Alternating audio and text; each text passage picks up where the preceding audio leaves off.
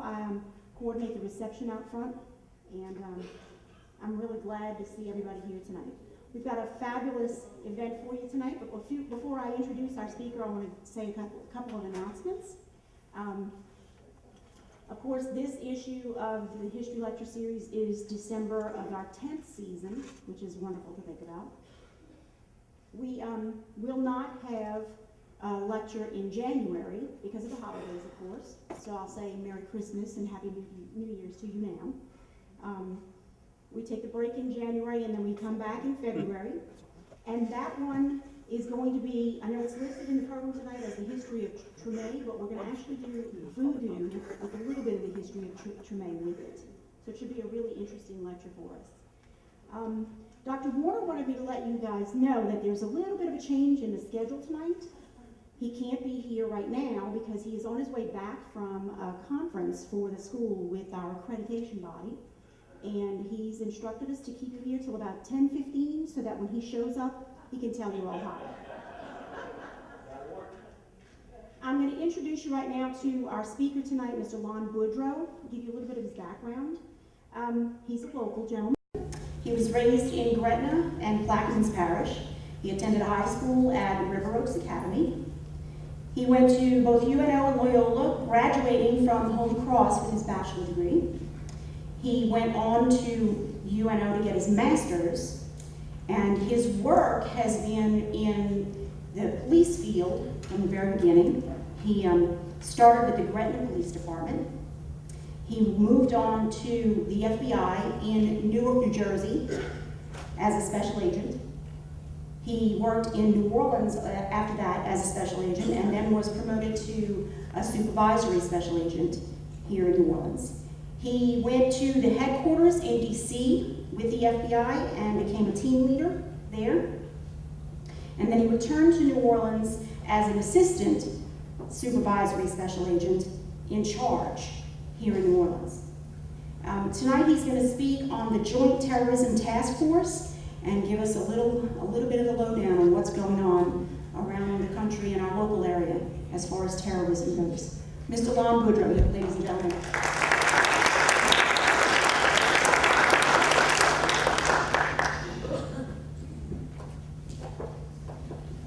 Thank you, everybody. Again, I'd like to show thanks to you guys for having us tonight. I'm here on behalf of the New Orleans Division and the FBI as a whole.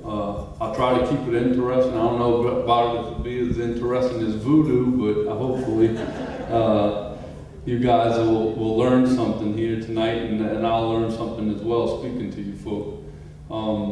Primarily, as you can see, I'm here to speak to you guys on the Joint Terrorism Task Force. A lot of people don't know exactly what the Joint Terrorism Task Force is or what it does, and there's some rumors that it's a phone list that, you know, if something happens to the terrorist, the FBI goes down a list and notifies the locals as a way through this calling list. Well, that's not the case. It's an actual task force that people report to work every day at the FBI office. And so you guys will get the gist of it as I go along, and I'll go through it. Again, this is an unclassified brief. What does that mean? That means I will not be speaking about anything that's classified. That means when I get to the end of the cases and start talking about some of the actual cases that we work here locally, they won't be classified cases. That means pretty much they won't be international terrorism cases. They'll be more on the domestic side and on the actual threat side. So you'll get the gist of it. Basically, as we work investigations, there is a level of classification when it involves international matters, and those remain classified for quite some time, and we really can't divulge that information. So as I go through it, you'll understand the course of the presentation, the difference between classified and unclassified. Again, as Ms. Michelle explained, I'm a local guy, and I'll go into how our life changed with 9/11, and I think that's a good way to start off the presentation. Basically, you know, she gave you a little bit on my background. I was a local police officer, and through the course of the years as a local police officer, I got about 25, going on 26 years of experience in law enforcement. And when I first started, I was started in the radio realm, and I worked my way into the patrol division, and I worked my way into detectives, and then I worked narcotics, and pretty much that was where I became, my level of expertise was very high in narcotics enforcement, and as a result, when I got hired by the FBI, I was sent to Newark, New Jersey, and that's what I worked. I worked narcotics, actually in the New York City area, because if anybody's ever been in Newark, New Jersey, or New York City, it's right across the river, very, very close. Our office was actually in Newark, but we worked primarily in Brooklyn and Queens in New York, because I worked on a Colombian squad. And if anybody was familiar with the New York City area, a lot of the population of the Colombian folks, they live in Brooklyn and Queens, and so pretty much a lot of our work was over there. Well, during the course of that time, I got a level of expertise in what we call in the FBI sophisticated techniques doing investigation. And when I'm talking about sophisticated technique, it's pretty much tapping someone's phones and then figuring out what's being said over the phones, and figuring out, when's the next crime going to be committed, and how to stop it or how to intercept it. And that's how we work drugs in those areas. We use sophisticated techniques. We didn't just go out and make buys and grab people or grab them on the corner with drugs in their pocket. We did big long-term cases, and that was kind of our level of expertise. Well, coming back to New Orleans, I got the opportunity to come back in 1999, and I came back to New Orleans, and immediately I was working drugs in the city. It was like I never left home, because I just came back to what I was doing prior to when I left. And again, but we came here and we started applying those sophisticated techniques in the unit that I worked in here in New Orleans, and we did wiretaps and so forth. Well, we were sitting in the wire room one day, and lo and behold, it's roughly 9 o'clock in the morning. We watching the TV inside the wire room. We listen to the phones. The drug dealers were sleeping. But when you listen to these things, you man them wires 24/7. So we didn't have a whole lot to do. So we're watching TV. We're watching the morning news, and lo and behold, we see on the news there's a plane hit one of the World Trade Towers. And so we're looking at that, and we're like, man, that's a horrific accident. I mean, I hope those people get out of there. I hope everyone's okay. And all of a sudden, out of the corner, we see another plane coming crash into one of the other towers. And then we look at each other, the guys that I'm sitting there working with, and he said, you know what? We recognized what it was immediately. We knew it wasn't an accident at that point. We said, you know what? Our lives just changed. And probably within a week, our boss came into that wire room and told us, hey, y'all shut all of this down.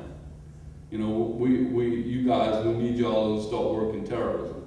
And pretty much, that from that point on, they said, we need you guys that have that ability to use sophisticated techniques to apply that to working terrorism cases. And people don't understand, we have no borders when it comes to terrorism. There's no jurisdictional boundaries. Okay, so it wasn't like just, how many terrorists we got in New Orleans. You wouldn't believe the amount of effort that went in after 9/11 to put the pieces of that case together. I'm talking about, we went and talked to everyone. Anyone and anyhow that could have been connected to any one of those folks, or anything they did, and that was nationally. Thousands of interviews were conducted as a result of that. And some of those folks that they thought that may know something or may not know something were here in New Orleans, in Baton Rouge, in places in our state, and then we actually went out and talked to them. And just to collect information, wasn't to accuse anyone of anything, but just to find out and put the pieces to the puzzle together. But there was numerous, thousands and thousands of leads that went out as a result of that, and every FBI office in the country was involved in that. Okay, this is what I want to talk to you guys about today. I want to talk to you about the authority of the FBI to conduct terrorism investigations and why that's important. What is the JTTF? I'm going to talk to you guys about programs within the JTTF, meaning like what do we do other than just work terrorism. sub-programs in the JTTF, and you'll see what I'm talking about. That things I'm talking about like that, like working special events and so forth, like football games and BCS games and Super Bowls. What do we do for those things? Do we just stay home and watch them? No. We participate in the security for those, and so as we go through, that's a sub-program of our special events. National assets, what do we have throughout the whole world? You know, we have assets all over, and you'll see that at the end of this presentation, that we actually are not just here, CONUS. When I'm talking about continental United States, it's OCONUS, which is outside the continental United States. So we have offices outside the continental United States as well. How are the terrorism cases initiated, and why it's a good fit for the FBI. And that's what I'm going to talk to you guys today, and then at the end I'll actually go to some cases and talk about some cases that we actually did, so you guys can kind of, you know, put it all together and see how it all works. This is the U.S. policy on counterterrorism. And again, if you look at the bottom, it's guided by national security presidential directives and homeland security presidential directives. A lot of people don't realize this, but it's law and it's statute that the FBI, through the Department of Justice, will conduct terrorism investigations. That means we have the authority to do it. That it's not like narcotics work. Narcotics work, the state police will do it, the local police will do it, the local sheriff's office will do it. But that doesn't really work good when it comes to terrorism, because you know, there's a tendency not to share that information, because this agency wants to get the bad guy before that agency and so forth. Or the tendency for people to look at something like what affects their local jurisdiction and not really go beyond those borders. But with terrorism, we can't do that. And that was recognized very early on through executive orders many years ago. And then presidential decision directives in the 80s and so forth. But it really came home after 9/11, and a new class of guides were produced, and these were the National Security Presidential Directives and the Homeland Security Presidential Directives. And it says, the FBI shall direct the efforts of members of law enforcement community and coordinate with other federal agencies to preempt terrorist attacks. What does that mean? Again, if it says, the FBI shall have lead responsibility for managing terrorist incidents. That means if there is a terrorist complaint that comes in, or a terrorist lead, it has to come through the FBI. Statutorily, it has to. The law says it. So if the local sheriff or the local police department gets a terrorist complaint, they are not to go forward with trying to conduct an investigation. They are to give it to the joint. That's why the Joint Terrorism Task Force exists today. So everyone can be in the loop and still be within the statute. So for example, let's see if we can get this to click over. The FBI, again, through the JTTF, is the lead agency. And I'm not going to read the slide because you guys can scan through them, but I know it's kind of boring if I sit there and read the slide. I'm going to talk to the slide so you guys can really get the inside idea of how we operate. Again, we have offices in all over the state, but not only over the state, there's 56 JTTFs in the country. That means every state has at least one. So each state has their own Joint Terrorism Task Force, and what involved in the Joint Terrorism Task Force is it's a task force housed at the FBI offices, and then there's state and local sheriff's deputies, police officers, and all federal agencies participate, and they actually come to work there each day. They actually participate in the investigations as well, and they actually go through the same types of clearances so they can work with classified material.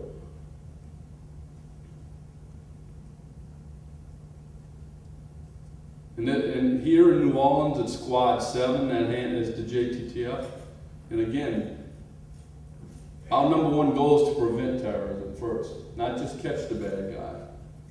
In the event it does happen, our goal comes, again, to pursue and arrest those folks. Prevention is key. Prevention is key, and that you know, Usually, like with a drug violation, you're arresting the guy after he commits the violation, after he sells the drugs, after he does the dirty deed, and so forth. But we don't have that luxury when it comes to terrorism, because when terrorism, it involves, you know, the loss of life in many cases. In many cases, so you know, in that we have to prevent it first, and that's key. And so and it's hard to bring a terrorism violation. It's hard to bring a charge, and because they have not committed the crime in many cases when we actually do an arrest. So it's very hard to bring a charge that doesn't happen, but you have to prove that it's going to happen, and that's the case. So in many cases, as the FBI, we use our ability, other criminal aspects, other criminal charges to actually disrupt terrorists. Like for example, you may have a terrorist organization, there may be a cell here that's just raising money to send money overseas or to send money for someone to fund a terrorist act. Well, a disruption would be to arrest those persons for raising that money illegally. In many cases, that's what's done. Some kind of illegal means, whether it's a sale of stolen goods, counterfeit goods, you name it, that money may be raised to support terrorism. In many cases, you know, that's our role. Our role, and sometimes, like I said here, is to arrest those folks for those criminal acts to raise the money that support it. And that will disrupt those acts in many cases.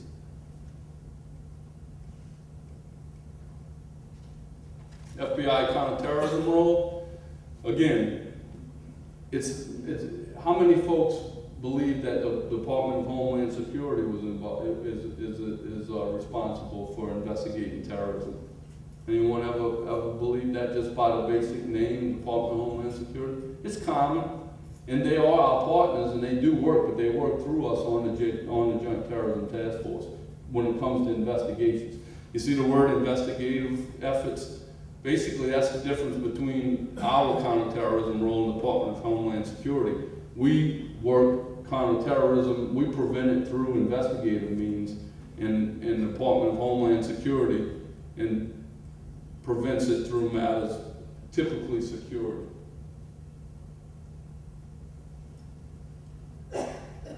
So what does security mean? I mean, it basically means oversight and security measures at airports, borders, sites of critical infrastructure.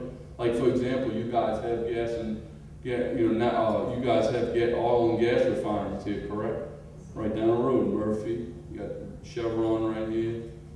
Those folks get a lot of support from the Department of Homeland Security for fences, for security cameras, and so forth.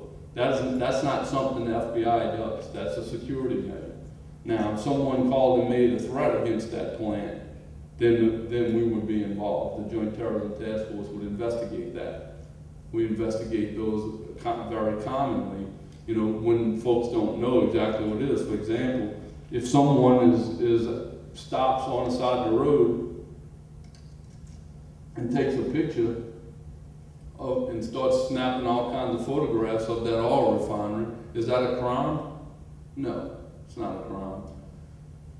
Is that something we want to assess? The reason why they're doing that? Absolutely.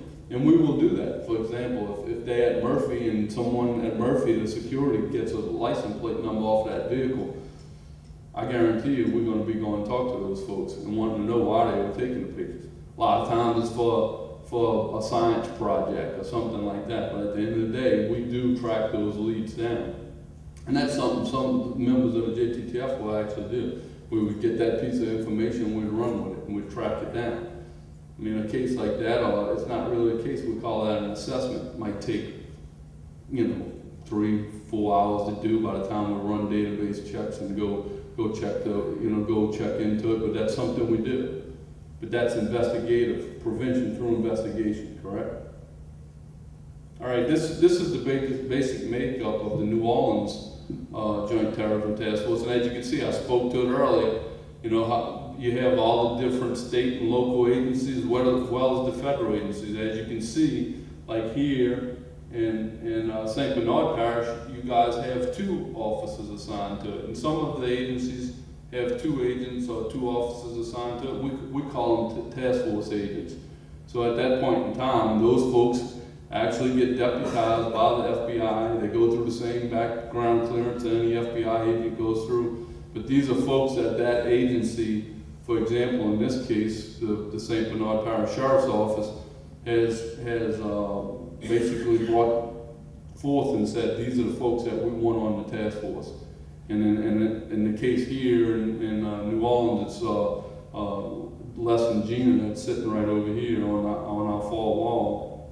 They St. Bernard Parish Sheriff's deputies, and they actually assigned to the JTTF and report there every day and work cases just like any FBI agent does. And again, we also have Coast Guard, we have Federal Air Marshals, we have United States Immigration, which is today now is the Department of Homeland Security Investigations. We have Border Patrol, we have all the different agencies. And why do we have this? Why do we have this?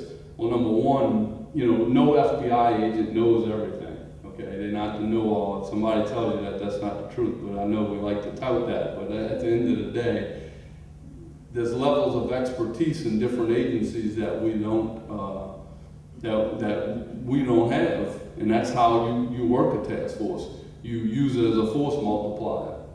Basically, for example, a Coast Guard agent, a criminal Coast Guard agent will know a lot about the maritime environment, and so will Customs and Border Protection folks. And FBI agents, may not have that expertise. A DHSI guy will know a lot about immigration, and we deal with this on a daily basis, immigration issues as well. So these folks, and then the state and local officers, they're going to know a lot about the local community that an FBI agent that's transferred here from New York may not know. Somebody might tell him to go to Violet, and he's not going to know where Violet's at, is he? So, the bottom line is these folks all bring something to the table, and that's why it's a task force. It's a force multiplier for a common purpose. Again, we got 31 agents total. That includes any given time 12 to 13 FBI agents. JTTF programs, again, international terrorism, we work that. Domestic terrorism, so we don't just work international terrorism, it's also domestic terrorism. We'll go through each of these things real quick. Weapons of mass destruction, again, we have a mandate to work weapons of mass destruction. And weapons of mass destruction would be like your chemical, biological, radiological, and nuclear weapons that would be used to commit an act of terrorism. Aviation security program and maritime security program, again, that's one of our big players there. Our big effort there is joining with the Coast Guard. The rail security, hazardous materials response, and special agent bomb technicians. Did anyone realize that every bomb technician in the country is trained and certified by the FBI? That's how they get their certification. It's through the FBI. We have basically a whole nother training school in Alabama where all the bomb techs throughout the whole country go, and that's where they go through their basic courses put on and through the FBI.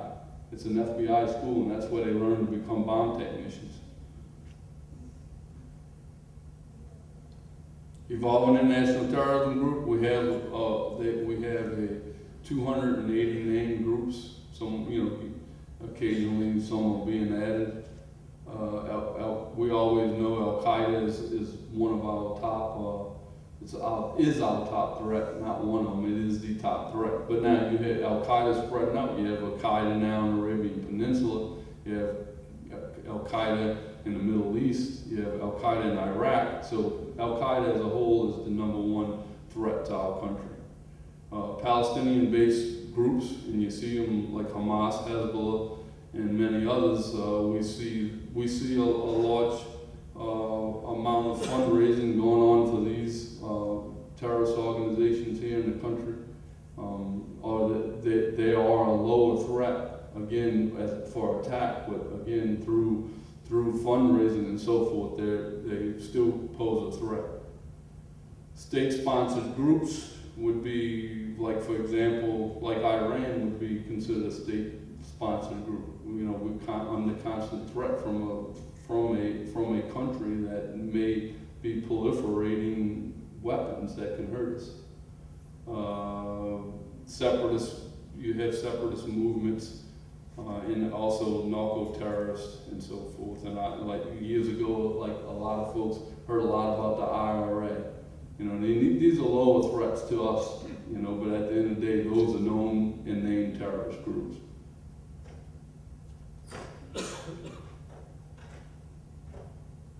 International Terrorism Program, again, is set by the Attorney General guidelines. And again, you see this in highlight. It has to, the international terrorism, for us to open up an international terrorism group, we have to identify the activity of a foreign power or some connection to a foreign power. That's IT.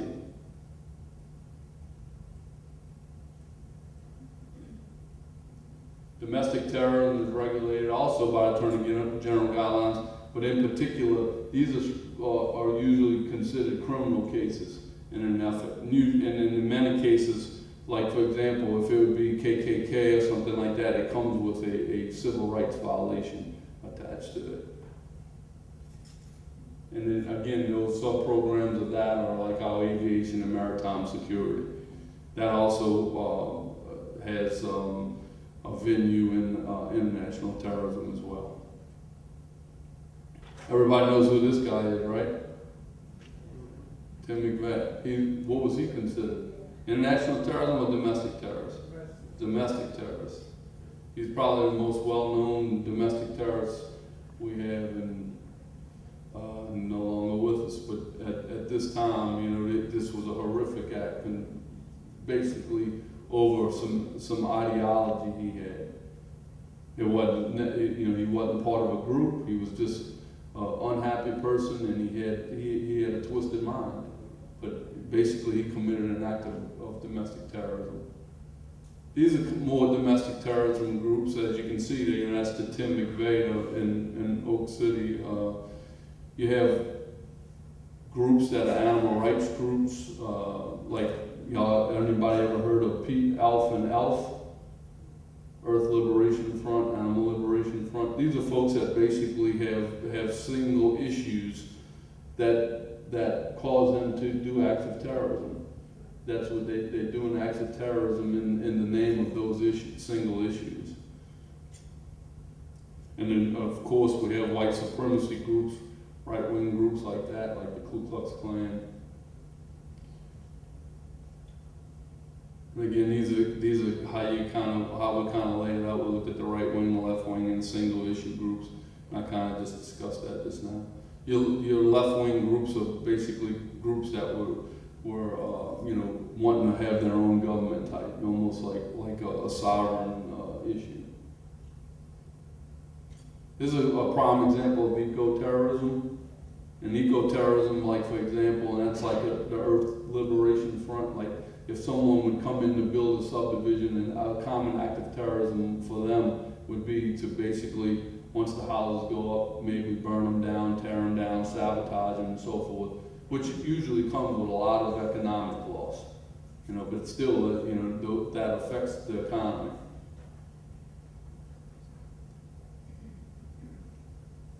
This is when I talked about weapons of mass destruction, and this is some of the things this is a very high priority when it comes to international terrorism as well, is that we monitor and collect intelligence against weapons of mass destruction, make sure no one is getting hold of these types of materials.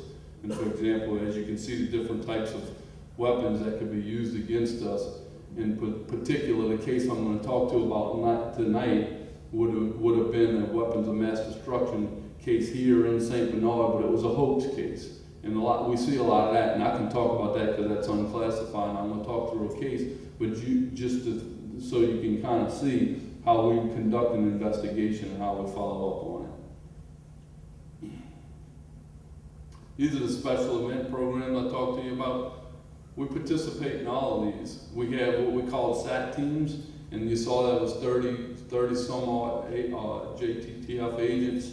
Like for any given large event, a national security, we call event, like for example, if it would be the Super Bowl or the Sugar Bowl here in Louisiana, we have plainclothes agents working the crowds looking for suspicious activity, and they report that back to a command post if anything's seen, and then we address those issues. So, you know, at any given time, you know, you'll have people, FBI, Joint Terrorism Task Force members in plain clothes working these large events. And we work just about all of them. And here in New Orleans, that's a very busy, we've got a whole group of the squad that just work special events. So it's not like they're trying to get free tickets to something, they actually out there working. But they do get to see a lot of special events.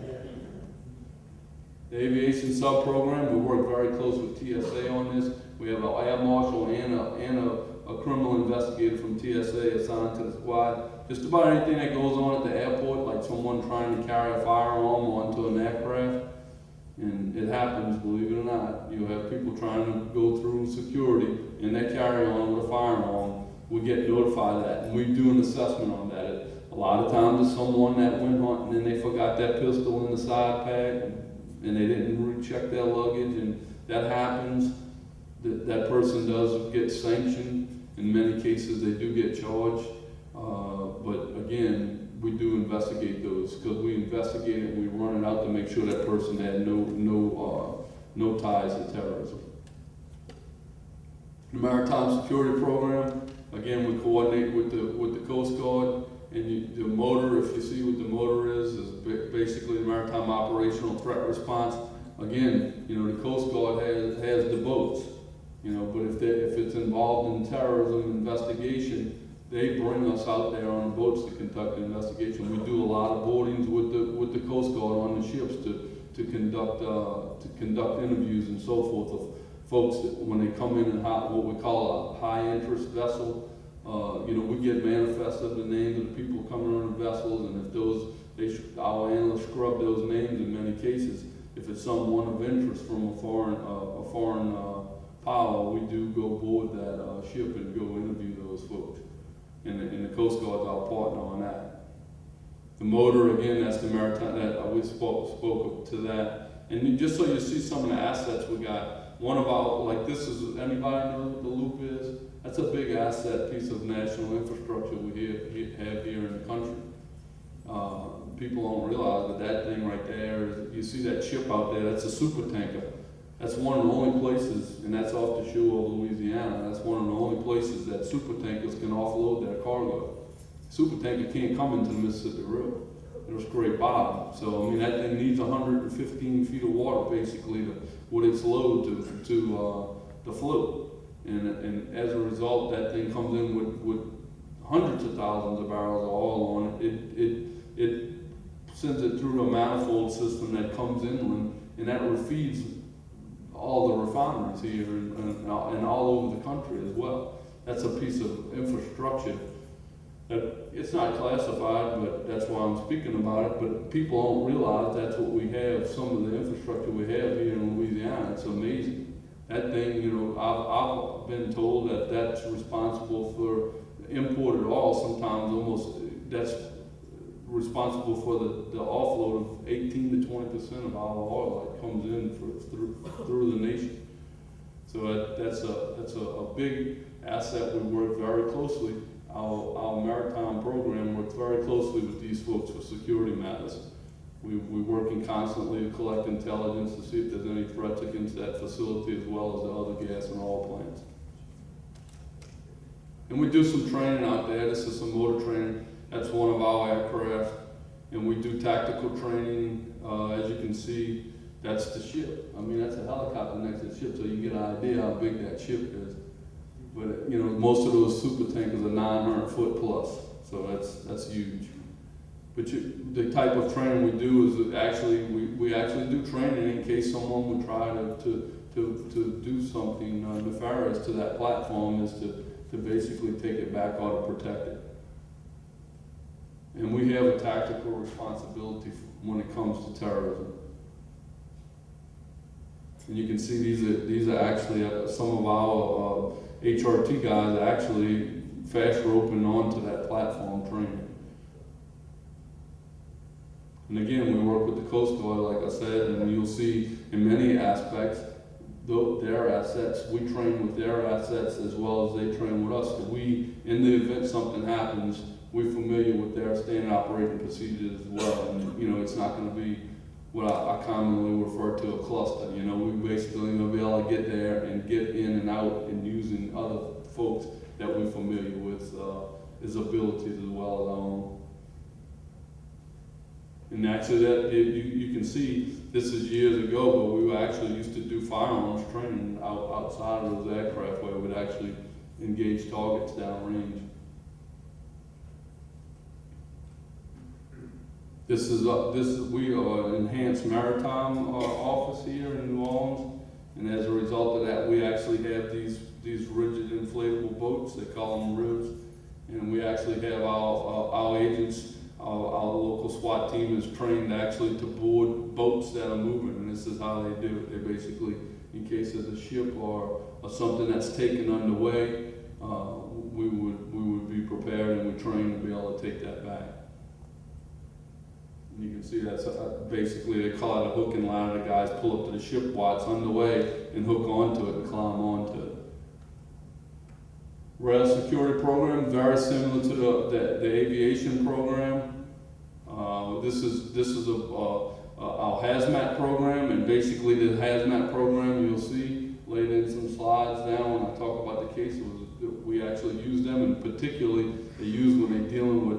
We don't go and like clean up a hazmat spill. They are used to collect evidence in an investigation when a hazmat is involved. Like for example, what we call a white powder case, or what the nation would commonly know as an anthrax case, and so forth. Those guys are trained to collect that evidence and be able to maintain it, so maybe we can get some physical evidence off of that hazmat to enhance the investigation. We have one of the teams in the nation that are here in New Orleans, and it's pretty typical with an area that has the type of chemical aspects that we have here, just like gas and oil and chemical industry. We have a lot of it here, so that's why we have one of the full-time teams here. This is the bomb tech program, and again, I spoke briefly about that, Special Agent Bomb Tech program, and how those guys basically train all the bomb techs in the country. This is something that people don't realize, but this combined explosives exploitation cell, that's what SEXY stands for. Well, our agents actually do tours in Afghanistan and Iraq, along with EOD guys in the military, to learn levels of expertise. And again, in many cases, items of evidence from the theater in the war zone go back to the lab in Quantico to be exploited. I mean, you know, for example, like if a terrorist used, you know, this is just an example. Suppose a terrorist used a cell phone to ignite an IED. Well, suppose that during the exploitation of that site after the bomb exploded, the agents collected a cell phone SIM card.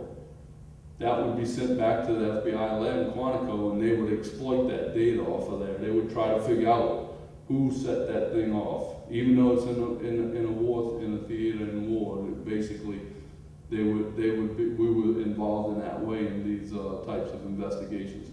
So our agents each do tours. Our bomb tech agents do tours overseas, and they rotate in probably about, you know, they go over there for 4 to 6 months and come back, but we always have bomb techs in theater. And our local bomb techs here in New Orleans, every one of them, we have 4 of them, every one of them did at least one tour, and some of them did multiple tours overseas. Again, here's the headquarters support and our assets I talked about earlier. Basically, we have 140 bomb technicians throughout the country. That's just FBI bomb technicians. Just in keep for the force multiplier, you have numerous bomb techs in every city from the state and local aspect. You guys have one here that's been FBI trained here in St. Bernard Parish. You have ERT teams, that's evidence response teams. That's like our version of the CSI You have a linguist. Again, we deal a lot with foreign language, and we have folks on the squads as well as analysts in the office that speak many different foreign languages that we use to translate items of evidence as well as recordings that we get. The aviation program, we talked about the SWAT teams. Again, we have one here. We have the hazmat team. Again, I spoke to that, and again, communication and rapid start leads. That's a consequence management lead in case that's a system that we use. Basically, if there is a crisis, we can affect that network, track the leads nationally, and make see if anyone else had the same type of things going on in that jurisdiction. How a terrorism case is initiated. Number one, in sources. When I talk about sources, those are what I'm talking about informants. We rely heavily on confidential informants. We work with them daily. The main thing I would say, again, U.S. intelligence agencies we have, but the main thing is you folks.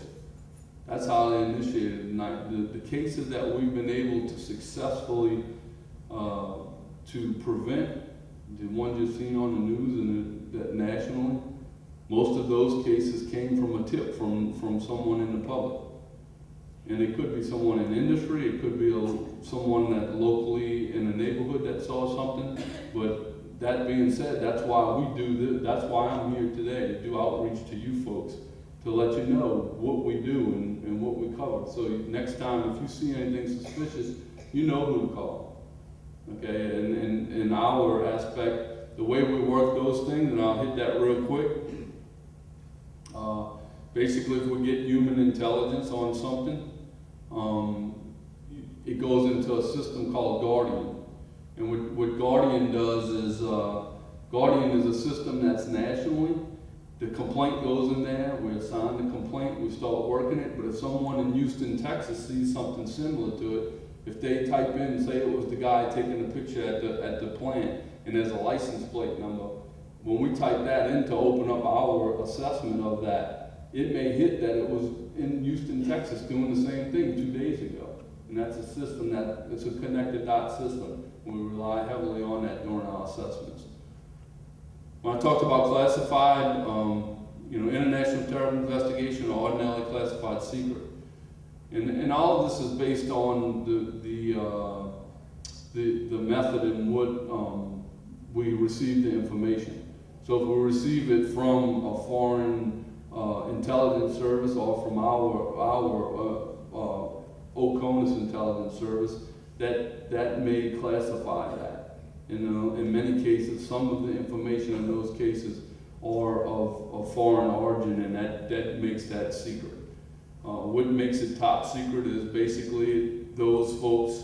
The top secret is made so we can go into our folks go through top secret backgrounds, so they can access that secret material through databases. And again, like I said, like Les and Gina, for example, that are on the task force here, St. Bernard Parish Sheriff's deputies, they actually went through the same top secret clearance as an FBI agent. The law prohibits disclosure of classified information to anyone lacking a clearance, and you also have to have a need to know. So it's not just having a clearance. Like if you had a clearance because you work, say, for the Navy shipyard or something like that, because you guys may be working with classified material that's going on ships, that doesn't mean you can I can brief you on our cases. You have to have a need to know. The clearance is not just enough, you have to have a need to know. Mandatory disclosure, again, I talked about this, and everybody's familiar with the Patriot Act, right? The Patriot Act says, you will divulge information of terrorist complaints or terrorism information immediately to the FBI.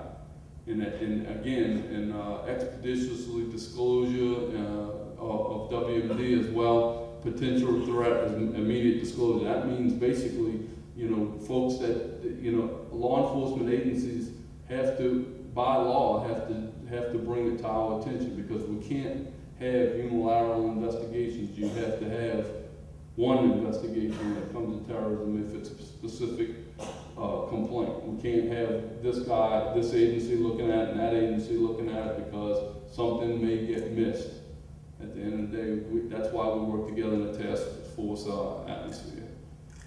Again, why the FBI? And again, this is one of the biggest things I can tell you is look where our offices are throughout the country that have JTTFs.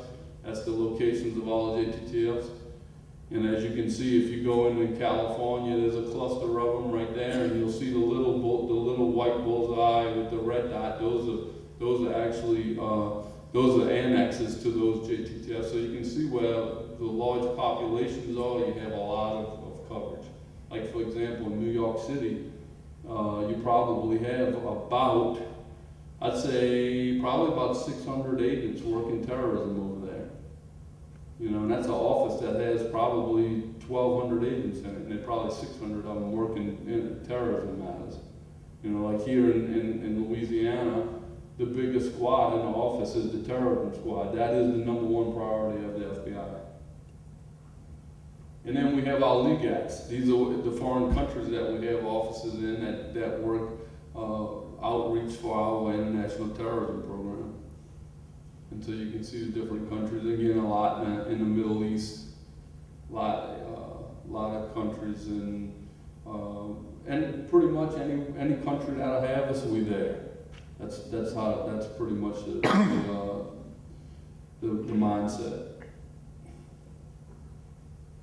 Okay, I'm gonna go over some cases now. It'll be a little interesting. I'm sorry to put y'all to sleep on it, but I felt it very meaningful that I would have to teach you folks or speak to you folks in a manner of learning what the JTTF is. I think everybody's at the picture now after that hour, right? So I'm going to actually go through some cases, and during the course of the time, you know, you may see something that you recognize, you may hear something you recognize. You know, if you want to ask any questions, feel free to ask questions, and I'll go through it. But the first case is a quasi-IT case.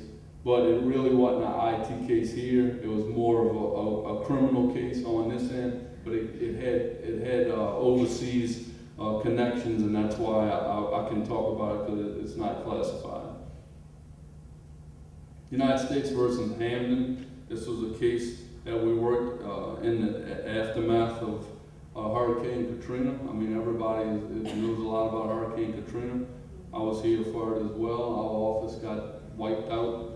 We were out of it for over a year, but when we got going back to work, pretty much doing our business instead of you know, cleaning up and so forth. Like I'm sure if you folks are residents here, you folks experienced that as well. One of the cases this is one of our first cases back on the JTTF that we investigated after Katrina, and this case was kind of near and dear because the guy was basically stealing bobcats and moving equipment off of people's construction sites that were trying to rebuild.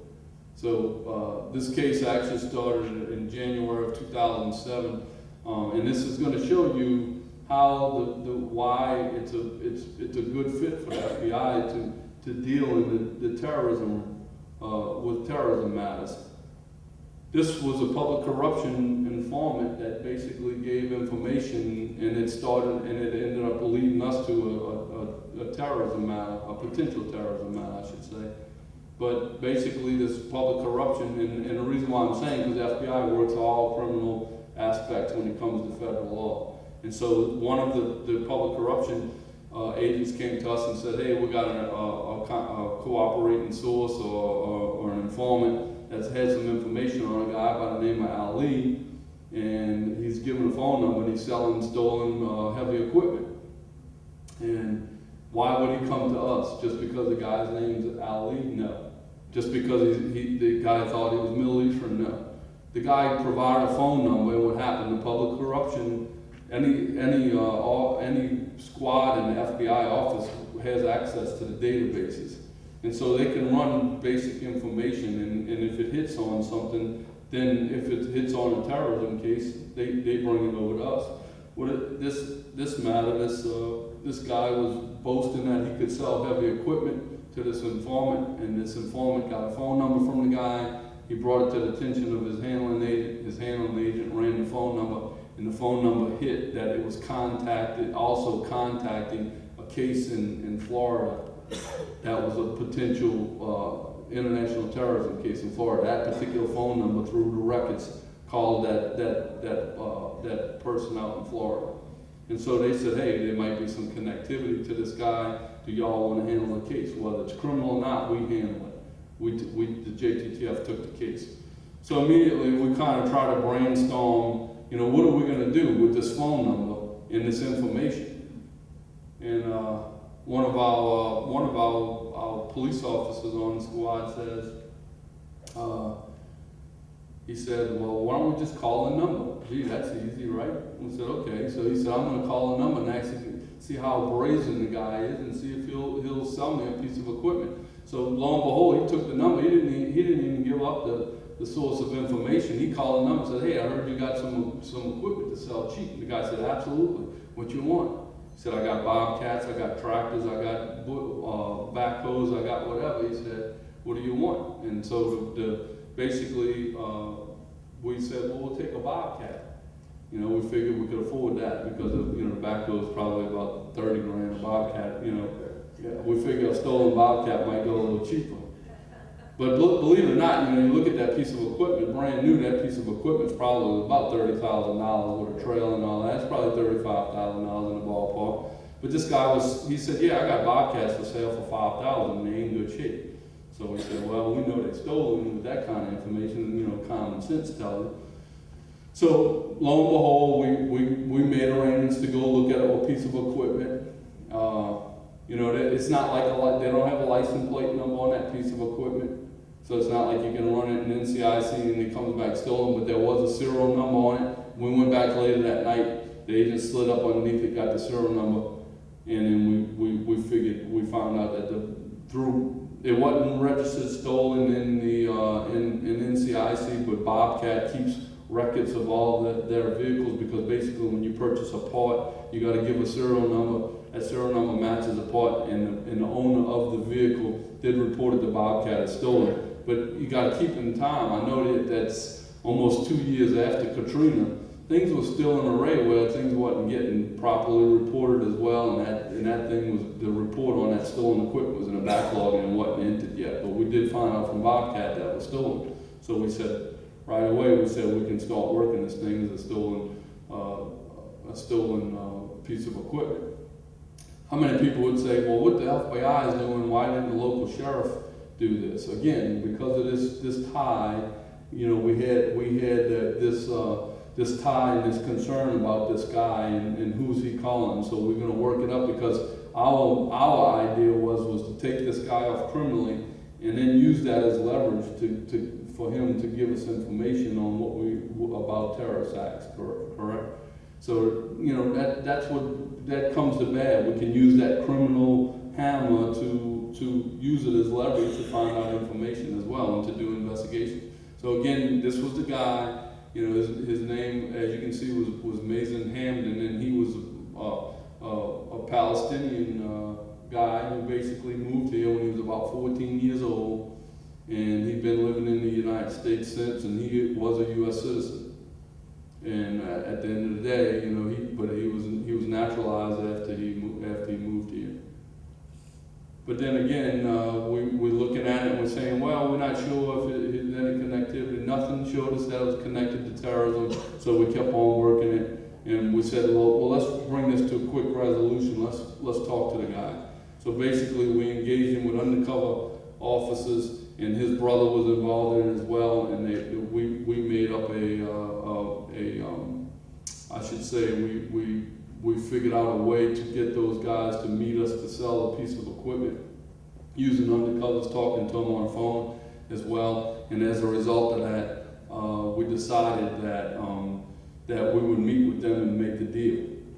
And we were interested in doing it over across state lines, which made it a federal violation. ITSP, International Transportation of Stolen Property, so we had the guy deliver the piece of equipment to us in Mississippi, and that brought a federal violation because he crossed the state lines with the piece of equipment. Again, when look at this guy's face real good now, because you're going to see something that's very similar to it soon. But basically, so our agents met with the younger brother over in Mississippi, and then we met with this guy to make the payment. And because of the phone conversations, we knew there was someone else involved, and that brought the two guys involved in the conspiracy to do this, and we ended up arresting 2 folks. And again, that's basically what I told you. The delivery took place. We arrest them, and lo and behold, look at that face, and look at this face. All right. So basically, we interviewed them. They knew nothing about terrorism. They said they knew nothing about nothing. They just guys trying to make money. And they basically stole that off a construction site, and they basically ended up having a whole warehouse full of stuff. And we recovered a lot of equipment and returned it to the rightful owners. You know, we were able to track it down. They were very grateful, but we walked away from that investigation. We felt good about what we did, but then at the end of the day, we're saying, was it really terrorism? We didn't put a whole lot of effort into it. The case took us about 2 days to wrap up, but basically through a little undercover scenario, we were able to take it down. But lo and behold, you looked at the date we started that case, and that was in January, around mid-January. And February 2nd, our headquarters noticed and says, "Hey, we saw in the system y'all arrested Basil Hamden." And we said, "Yeah." They said, "Well, the UK has Basil Hamden in custody, and he's a terror subject."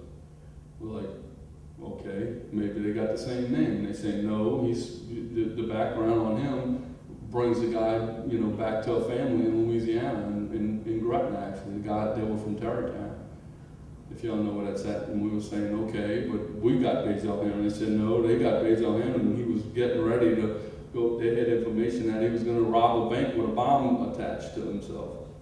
And basically, when they arrested him, he said that he was part of he confessed and said he was part of the PIJ, which is Palestinian Islamic Jihad, which is a known terrorist organization in that region.